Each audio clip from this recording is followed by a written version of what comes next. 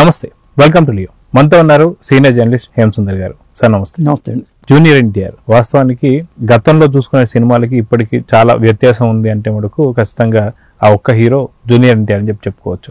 Cinema మొదట్లో చాలా చక్కగా నాజుగ్గా ఉండేటువంటి ఒక జూనియర్ ఎన్టీఆర్ రాఖీ, అశోక్ సినిమాలతో చాలా భారీ కాయాన్ని అయితే తెచ్చేసుకున్నాడు. దాని తర్వాత లైఫ్ ఆఫ్ సెక్షన్ ఆపరేషన్ చేయించుకొని తర్వాత మళ్ళీ సన్నబడి కంత్రి సినిమాతో కావచ్చు వీటితో మళ్ళీ చాలా సన్నగా కనిపించాడు. కానీ ఇప్పుడు వచ్చేసరికి డ్రాగన్ సినిమాలో మరీ దారుణంగా బాగా సన్నబడిపోయేసరికి అభిమానులు కొంత బాధపడుతూ వస్తున్నారు. సో ఏమైంది అని చెప్పేసి మొత్తానికి జూనియర్ ఎన్టీఆర్ లుక్ గురించి మీరు ఏం చెప్తారు? ఇప్పుడు సోషల్ మీడియాలో బాగా ట్రోల్ అవుతుంది ఏంటంటే ఎన్టీఆర్ లుక్కే.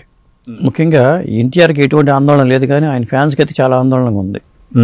మొన్న నారిని నితిన్ పెళ్లిలో ఎన్టీఆర్ లుక్ చూసి ఆ మొహంలో ఆ ప్రేతకళ రావడం, దవడలు దోసుకుపోవటం, ఇవన్నీ చూసి అసలు ఎన్టీఆర్ అయినా మనం చూసేది అనేలాగా లుక్ అయితే కనిపించింది. ఇంతగా ఎందుకు సనబడిపోయాడు, అసలు తింటలేదా లేకపోతే అనారోగ్య సమస్యలా, ఇలాంటి రకరకాల ట్రోల్స్ అయితే వస్తున్నాయి. కొంతమంది ఏంటంటే లైఫ్ సెక్షన్ కాదు, అనారోగ్య సమస్యలతో బాధపడుతున్నారు ఆయనకి అని చెప్పి కొంతమంది పేర్కొంటున్నారు. ఏదేమైనా కానీ అందుకే ఆరోగ్యకరంగా చాలా ఆయన నిన్ను చూడాలని సినిమా రంగం వచ్చినా కానీ ముఖ్యంగా ఏంటంటే అశోక్ సినిమా ఒకటి, రాఖీ ఒకటి, తర్వాత కొన్ని సినిమాల్లో చాలా లావు అయిపోయాడు ఆయన. ఆ బొగ్గలు కానీ అవన్నీ ఇంత లావుని పెట్టుకుని ఉండడంతో రాజమౌళి గారు చేసేటప్పుడు యమదొంగ చేసేటప్పుడు సన్నబడాలని చెప్పడంతో దానికోసం డైట్ కంట్రోల్ చేసుకుంటూ సన్నబడ్డాడు ఆయన. ఆ కంత్రి కానీ యమదొంగ కానీ ఆ టైంలో బాగా సన్నబడి కనిపించారు.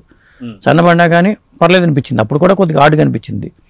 ఇప్పుడు ఏంటంటే అసలు దానికి మించి ఒక అనారోగ్య పేషెంట్ లాగా మారిపోవడంతో లుక్ ఇది చాలా మందికి ఆందోళన కలిగిస్తుంది. అయితే అన్నపూర్ణ స్టూడియోలో ఒక యాడ్ ఫిలిం చేస్తున్నప్పుడు ఒక చిన్న యాక్సిడెంట్ అవ్వడం, యాక్సిడెంట్ లో గాయపడడం చూస్తూ వస్తున్నాం. అదే కాంతారకు సంబంధించినటువంటి ఒక ఈవెంట్ లో కూడా తను చాలా బాధపడుతూ పెయిన్ తో ఉన్నది కూడా మనం విజువల్ చూసాం. దానివల్ల ఏమైనా చాలా తీవ్రమైన గాయం తగిలిందని చెప్పి అనుకోవచ్చు అంటే ఏం చెప్తారు? అంటే ఇప్పుడు ఏదన్నా ఒక చిన్ననాడు జరిగితే దాన్ని ఇంకా చిరవల పలగా చెప్తాం, సర్వసాధారణ జరుగుద్ది.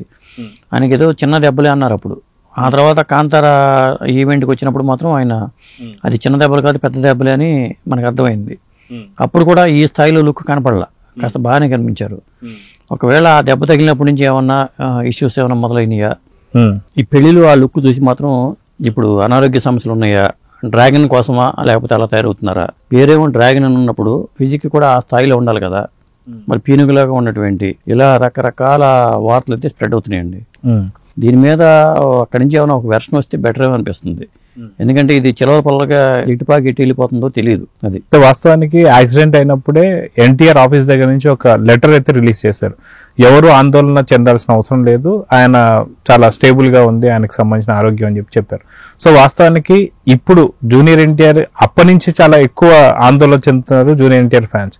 సో వాస్తవానికి దీని మీద జూనియర్ ఎన్టీఆర్ ఒక క్లారిటీ ఇస్తే ఎలా ఉంటుందంట? ఇవ్వాలి.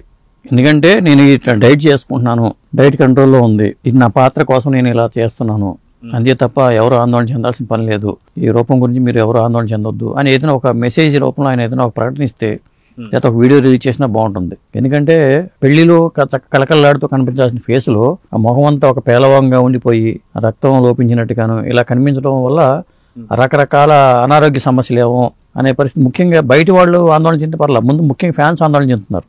ఆయన ఫ్యాన్స్ కోసమైనా ఎవరైనా ఇవ్వాలి.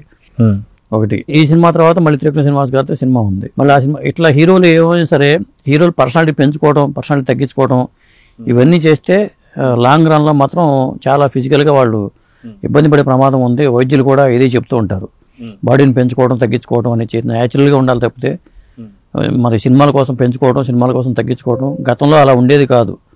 అలా మెయింటైన్ చేసేవాళ్ళు ఫిట్నెస్ కోసం. ఇప్పుడు రామారావు గారు కానీ నాగేశ్వరరావు గారు కానీ ఆ ఫిట్నెస్ కోసం రకరకాల పొద్దున్నే లేచి వ్యాయామాలు చేయడం అంతవరకు చేసేవాళ్ళు తప్పితే ఈ తరహా డైట్ కంట్రోల్ అనేది ఎవరో చేయలే. అయితే మీరు ఇందాక అన్నట్టుగా ఏదైతే అక్కినేని నాగేశ్వరరావు గారు కావచ్చు, ఎన్టీఆర్ గారు కావచ్చు, అప్పుడున్న శోభన్ బాబు గారు కావచ్చు, అందరూ కూడా వాళ్ళ పర్సనాలిటీస్ ఏవైతున్నాయో ఆ పర్సనాలిటీస్ తోనే సినిమా చేసేవారు, అలాగే హిట్లు కొట్టేవాళ్ళు. కానీ ఇప్పుడు వచ్చేసి సినిమా కోసం వీళ్ళు తగ్గడం కానీ పెరగడం కానీ దీనివల్ల మళ్ళీ ఆరోగ్య సమస్యలు కానీ లేదా పెళ్లిళ్ళు చేసుకోకపోవడం కానీ ఇలాంటి చాలా వరకు జరుగుతూ వస్తున్నాయి.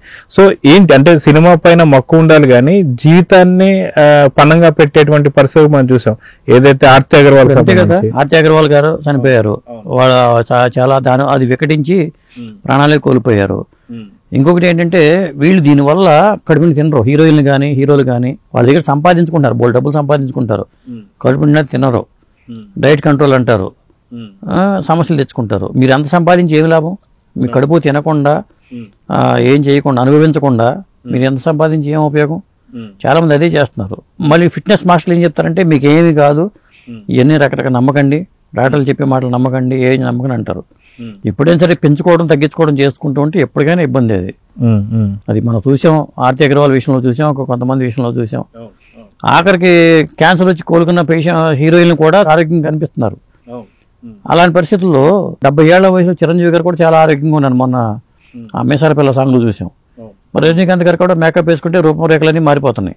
అలాంటప్పుడు ఈయన అన్ని మేకప్లో ఉండి కూడా ఆ తరహాలు కనిపించడం అనేది ఇప్పుడు ఆందోళనకి కారణం. అదేవిధంగా ఈ మధ్య కాలంలో ఉన్నటువంటి ఒక కుర్ర హీరోలు కావచ్చు, వీళ్ళందరూ కూడా కొంత ఎక్కువ ఎక్సర్సైజ్ చేయడం కావచ్చు, లేదా డైట్లు చేయడం కావచ్చు, అది కూడా వాళ్ళ ఆరోగ్యానికి చాలా సమస్యలు వస్తుందని చెప్పుకోవచ్చు. ఎందుకంటే పునీత్ రాజ్ కుమార్ని మనం చూస్తే ఆయన ఏదైతే ఎక్సర్సైజ్ చేస్తూనే ఆయన గుండెపోటు రావడం కానీ, లేదా పొలిటీషియన్స్ లో కూడా చూసుకుంటే కొంతమంది ఇలాంటి ఎక్సర్సైజ్ కానీ డైట్లు కానీ, సో నిజంగా ఇలాంటి పాటించకుండా ఉన్నటువంటి ఒక పాత హీరోయిన్లు కావచ్చు, వాళ్ళు ఇప్పటిదాకా ఉన్నారు. చాలా మంది ఇప్పటికి కూడా చాలా హ్యాపీగా ఉన్నారు.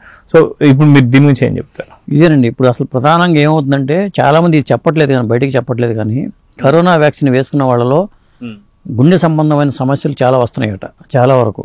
అది మనకు తెలియకుండానే మనకేంటంటే ఒక జనాలు ఒకేసారిగా జరిగితే అందరూ ఆందోళన చెందుతారో గవర్నమెంట్ ప్రకటిస్తుంది. ఇది అక్కడక్కడక్కడ జరగడంతో చాలా మంది గమనించట్లా. అప్పుడు తమిళ నటుడు చనిపోవడం కానీ, కొంతమంది ఎక్సర్సైజ్ చేసుకుంటూ చనిపోవడం కానీ కారణాలు దీనివల్ల అనుకుంటున్నారు. కానీ ఆ వ్యాక్సినేషన్ ప్రభావం కూడా కొంతమందిలో ఉంటుంది. ఈ ఇష్యూ పక్కన పెట్టుకుంటే మిగతా పరంగా చూసుకుంటే కొంత వ్యాక్సినేషన్ ప్రభావం కూడా కనిపిస్తుంది. అందువల్ల హీరోలు ఎప్పుడు హెల్త్ కాన్షియస్ తో ఉండటం చాలా మంచిదండి. ఇప్పుడు సోమబాబు గారు చాలా కాలం వయసు వచ్చే వరకు చేసుకుంటూ వెళ్ళారు, కృష్ణ గారు చేసుకుంటూ వెళ్ళారు, నాగేశ్వర గారు చేసుకుంటూ వెళ్ళారు. వాళ్ళు కూడా 60 దాటినప్పుడు యంగ్గా కనిపిస్తూ సినిమాలు చేసుకుంటూ వెళ్ళారు. జనం యాక్సెప్ట్ చేశారు కదా, ఎందుకు తగ్గించుకోవడం ఎందుకు? ఇప్పుడు జూనియర్ ఎన్టీఆర్కి ఇంత క్రేజ్ ఎందుకు వచ్చింది? తాతగారి పోలికలు ఉన్నాయనే దీని మీదే వచ్చింది. కానీ నిన్ను చూడాలని అప్పుడు చూసినప్పుడు ఆ పోస్టర్లో చూడంగానే అచ్చు గుద్దినట్టుగా ఎన్టీ రామారావు గారిలో ఉన్నారంటూ జనం యాక్సెప్ట్ చేశారు. ఆ సింహాద్రి కానీ, ఆది కానీ, ఆ తర్వాత వచ్చే సినిమాలన్నీ కూడా మంచి పేరు తెచ్చిపెట్టినాయి. ఆ రూపురేఖలు పోయి ఫేస్ ఒక రకంగా తయారైపోతే మరి అది పోయినట్టే కదా. అది ఆ విషయంలో ఆయన కొద్దిగా ఖచ్చితంగా జాగ్రత్తగా ఉంటేనే బెటర్ అండి. సో చూద్దాం సార్, ఖచ్చితంగా జూనియర్ ఎన్టీఆర్ అభిమానులు మాత్రం కొంత ఆందోళన చెందుతున్నారు. దీనిపైన జూనియర్ ఎన్టీఆర్ స్వయంగా ఒక వీడియో కానీ లేదా ఒక ప్రెస్ మీట్ కానీ పెట్టి చెప్తే బెటర్ ఏమో అని చెప్పి చూద్దాం. సో చూద్దాం సార్ ఏం జరగబోతుంది. నమస్తే. నమస్తే అండి.